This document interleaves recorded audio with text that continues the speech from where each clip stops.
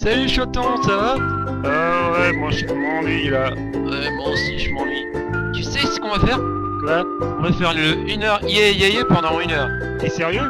Ouais, on va chanter ça. D'accord, j'accepte le défi. Si je gagne, tu me donnes un milkshake comme la banane, spécialité de toi. Ah oui, les spécialités chez Calabria. C'est très très bon. Bon d'accord, j'accepte. Et si je gagne, tu auras une fille et tu auras une voix de tapette. D'accord, je l'accepte. Allez, marché conclu? Marché conclu. 55 minutes plus tard.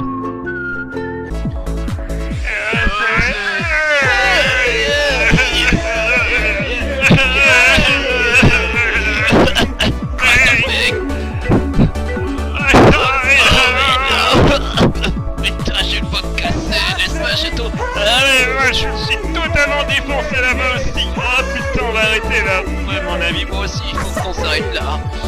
Bon, bah, c'est là pour maintenant, hein. Oui, je suis très fatigué. Chaton, Oui, je crois qu'il nous a appelé. qui ça? C'est Ficrotte. C'est qui ce mec? Bon, non plus. Bon, on va le répondre. Bah ouais, on va répondre, hein, on est obligé, hein, sinon il va nous saouler pendant tout le long. Bon, d'accord, on va le répondre. Bonjour, je suis le terrible.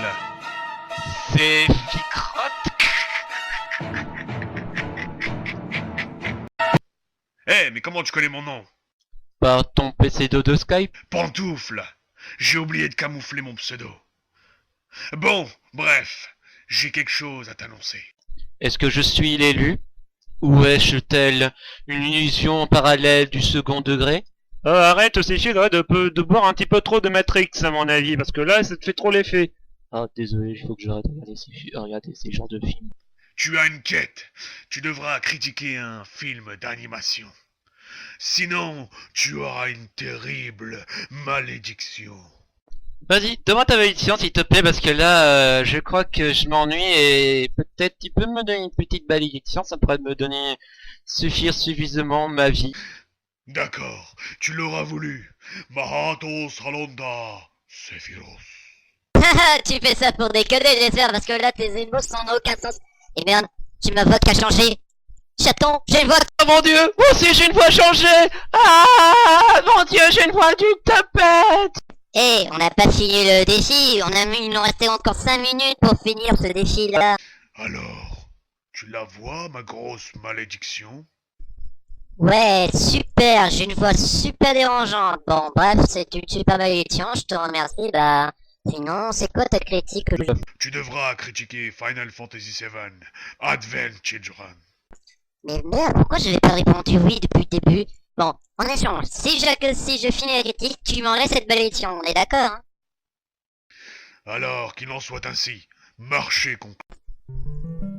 Salut le monde, c'est Decius et bienvenue dans Japan Nation. Aujourd'hui, nous allons parler d'une série, mais aussi d'un épisode connu et mythique, j'ai nommé Final Fantasy VII. Pour moi, mon Final Fantasy préféré. Ah oui, pour moi, mon Final Fantasy préféré.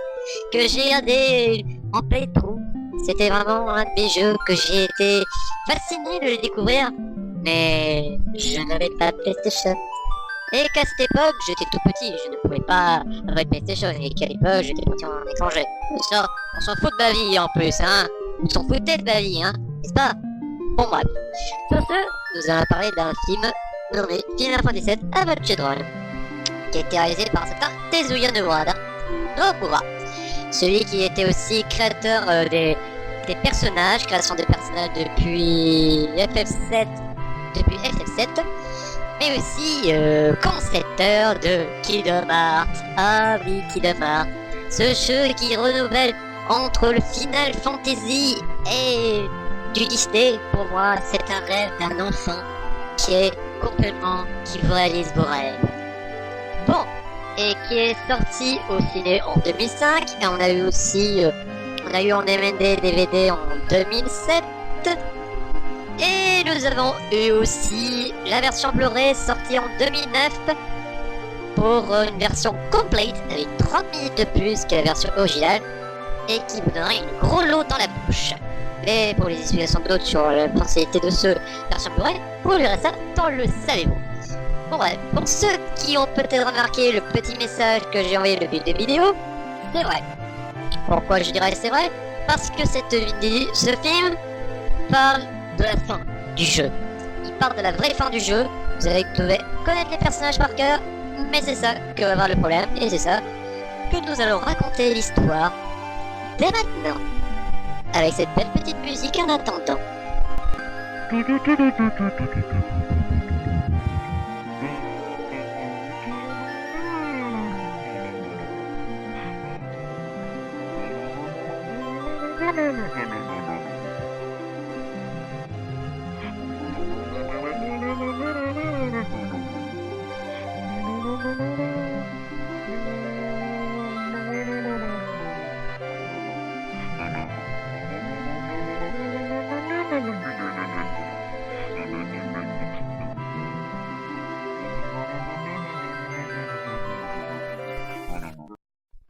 Chaton, c'est toi qui dois raconter l'histoire de ce Final Fantasy VII Adventure. C'est vrai? C'est moi qui raconte ça? Bon, bah c'est parti, c'est moi qui raconte l'histoire. L'histoire se passe 2 ans après la fin de FF7. Clancy, ancien soldat devenu mercenaire, luttant avec les souvenirs de son passé, décide de mener une vie solitaire dans une ville tranquille. Un jour, une mystérieuse maladie, le syndrome de la cicatrice étoilée, qui fait peut-être penser un peu les cheveux du Zodiac, mais je sais pas quoi, mais ça on s'en fout. C'est la preuve que Jenova se bat contre la rivière de la vie, même après la mort. Cette dernière apporte la faim et encore ce désespoir dans un monde en proie à la misère, surtout après l'abandon de l'utilisation de Mako. Que, devenu livreur, même une vie tranquille vit avec Tifa et des orphelins. Eh, franchement, là il pourrait plus utiliser sa lame pour l'utiliser, hein? Il utilise pas sa lame. Bon, bref, ça on s'en fout, de toute façon j'ai pas dit le bon sens du terme.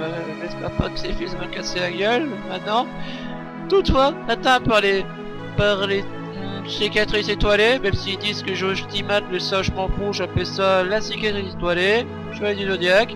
Ils sont nés là afin que les autres ne s'en aperçoivent pas.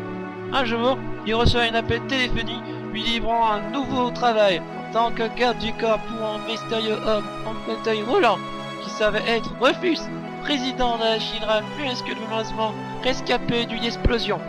Rufus veut se prémunir du gant d'un crime dénommé Kadash, à l'origine de la capture et de la torture de Helena et Tang, 2 membres des Turcs dévoués à la Shinra.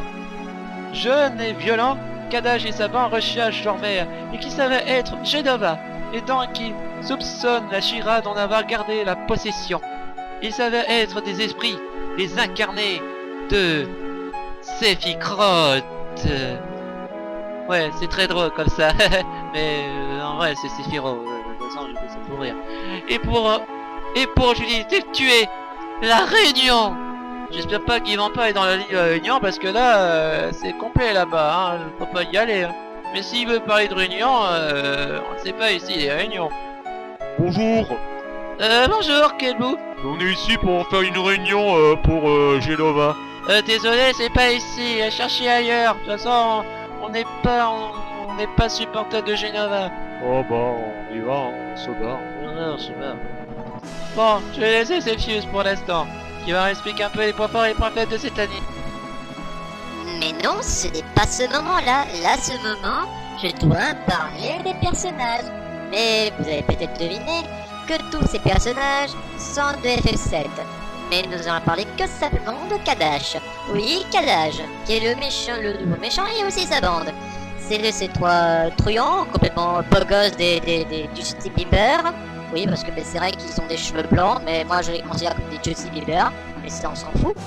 Bon bref, et que ce sont des méchants, et qui veut réincarner Sephiroth, et qui veut gouverner le monde, et renaître Genova. Encore une deuxième fois, pour invoquer encore une deuxième fois la météore sur la gueule de Minger. Mais ça, c'est un mauvais signe. Bon bref, mais sur ce, nous allons parler maintenant des points forts et les points faibles de ce film. Le point fort de ce film, on va dire en tout cas, c'est d'abord la bande son. La bande son est juste mortelle. Pour ceux qui ne savent pas, Le compositeur lui-même de ce film depuis tous les FF sauf FF12, en comparaison FF12 ou encore FF10, j'ai nommé Nobuo Uematsu, qui est un grand compositeur et qui a fait une composition magistralement magnifique avec le fabuleux thème général de Sephiroth, qui est un thème magnifique, bon Dieu. Mais bon bref, c'est quand même un défi Final Fantasy avec une musique aussi tellement métal que vous pourrez même avoir vos oreilles complètement dégonflées. Mais aussi, le point fort aussi de cet animé, on va dire de ce film en général, c'est surtout aussi l'animation 3D made in Square Enix, qui sont juste magnifiques. Même pas se fait penser un petit peu à Albator, mais ça on s'en fout. Mais le plus important, c'est que les effets... Quand même, il faut dire aussi que Square Enix, pour les effets 3D, ils sont très forts. Depuis les cinématiques de... par exemple, de Deus Ex Manipulation, ou encore l'incroyable Tomb Raider. Oui, le dernier Tomb Raider, je parle. Et surtout, c'est quand même un des gars qui font vraiment des bons effets 3D. Et surtout, ce que j'adore, c'est les combats qui sont juste dynamiques, bien et intéressants. Maintenant, parlons des points faibles. Les points faibles de cet animé, c'est surtout le problème de scénario. Le scénario est certes, comme j'ai dit, parle de la fin du jeu. Et certes, ça va être un peu gênant pour certains d'entre vous. Et pour moi aussi, ça m'a un peu gêné au début quand j'ai commencé, quand j'ai pas connu FF7. Et j'ai connu ça grâce à un pédo, comme je l'avais dit. Mais surtout, si vous connaissez pas Final Fantasy VII et que vous l'avez jamais joué, et que vous l'avez jamais si vous avez connu la fin, que vous ne connaissez pas les clins d'œil, et bien franchement, vous êtes vraiment dans le... Vous perdez vos repères, et ce film va vous désintéresser tout de suite, direct. Et vous n'allez rien comprendre au scénario. Bon, sur ce, nous allons donner une note extrêmement sympa. Vous donnez la note... Super, super, super, super, super, super, super, super, super, super, super, super, super, super, super, super, super, c'est super, super, c'est le manga super, super, super, super, super. Voilà la note que vous avez noté le mode super. Mais ceux qui peut-être les gens qui ne veulent pas y aller jouer Final Fantasy VII, j'aurais pu donner la note moyenne. Si c'est vrai, pourquoi j'aurais dit super? Parce que ceux qui sont fans de FF7 seront déjà ravis de connaître un petit peu la fin de comment ça se passerait 2 ans après la fin de FF7. Et ça pour moi c'est intéressant, les combats sont bien, les musiques sont magnifiques et je vous conseille particulièrement. Et surtout, je vous dis, d'abord avant de vous quitter, il y aura peut-être une petite, savez-vous, une toute petite, et après, on s'arrête là pour finir cette vidéo. Salut. Pourquoi j'ai le voix aussi grave? Oh putain. Salut tout le monde. Bienvenue dans le savez-vous. Aujourd'hui, nous allons faire un petit savez-vous, mais très rapide.